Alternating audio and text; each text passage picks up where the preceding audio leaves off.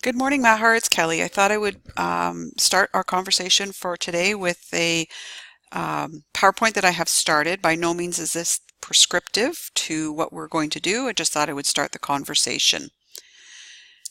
I included the land acknowledgement. Goals really simple. Just talk about the academic misconduct policy and then provide ideas to streamline it.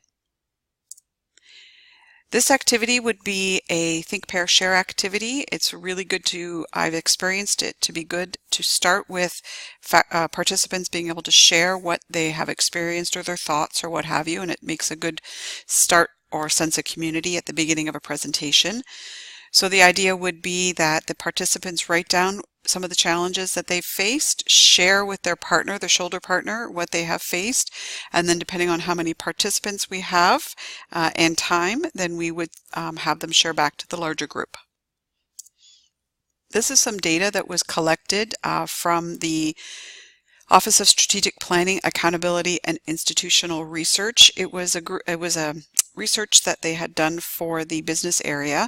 It's a little old in terms of the numbers, but I'm not going to go do the research to find these current numbers.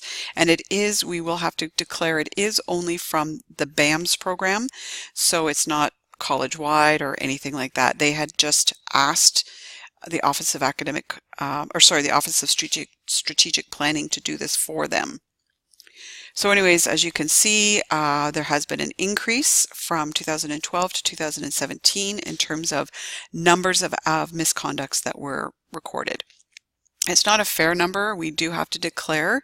There could be a number of reasons why the misconducts have increased, and one of the reasons could be increase in students, therefore increase in numbers. It could also be increase in awareness, so faculty are now more comfortable to write up a misconduct, but it does show a trend, that is for sure.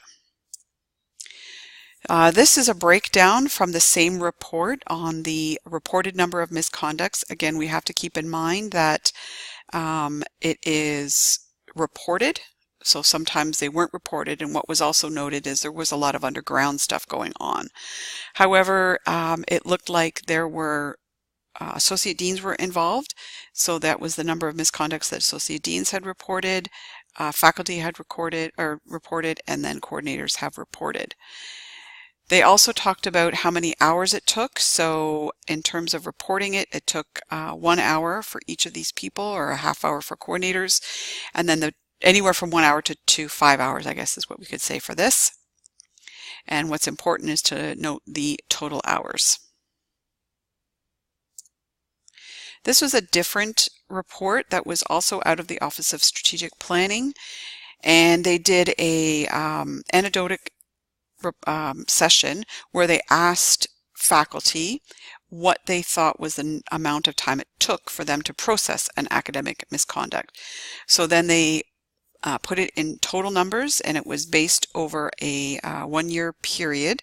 And so, of course, from the Office of Strategic Planning, they're looking at, time spent in a department as money and that sort of thing.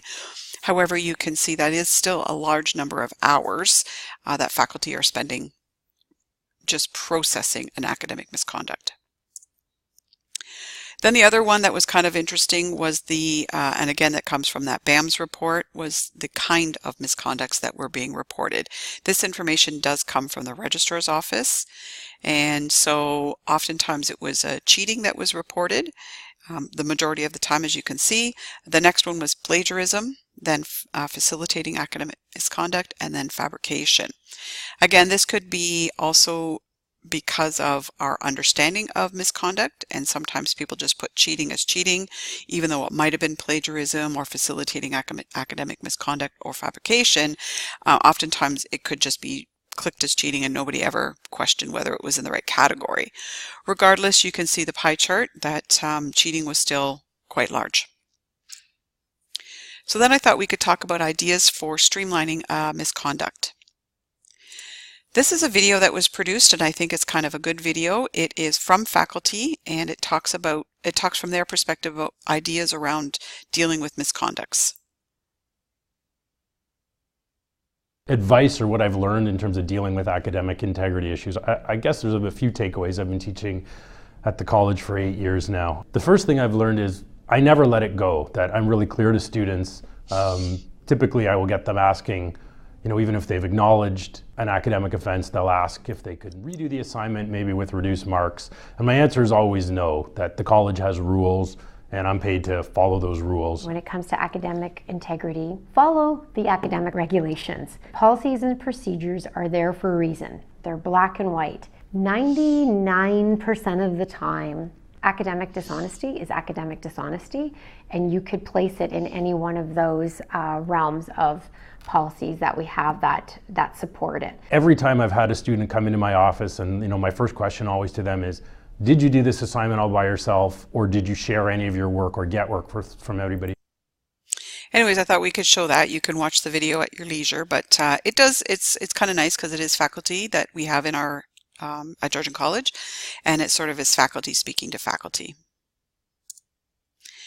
I thought we could also talk a little bit about prevention. So that is being preventing or trying to be upfront with misconduct. So then talk about what are your expectations, how to prevent it, including a statement in the syllabus, an academic pledge or honesty statement.